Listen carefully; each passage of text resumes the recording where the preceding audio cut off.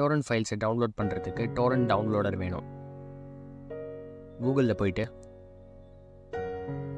Flood Torrent downloader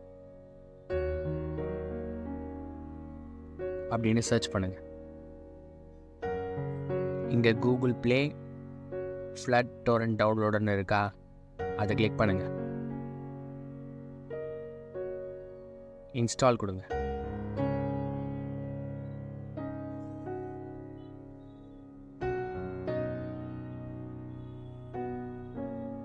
install ஆகிடுச்சு. இப்போ open பண்ணலாம். ஸ்டோரேஜ் ஆக்சஸ் கேட்குது, அலோவ் கொடுத்துருங்க. Torrent will download and upload only if Wi-Fi is connected. இதை அன்டிக் பண்ணிடுங்க.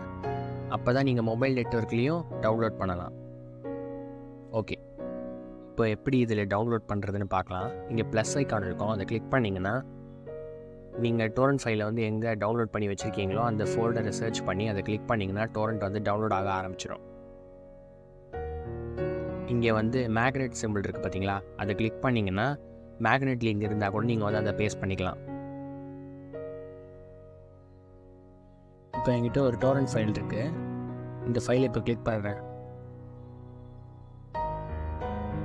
இதை கிளிக் பண்ண உடனே ஃப்ளட்டில் வந்து ஓப்பன் ஆகுது. இந்த ப்ளஸ் ஐக்கானை கிளிக் பண்ணிங்கன்னா டவுன்லோட் வந்து ஸ்டார்ட் ஆகிடும்.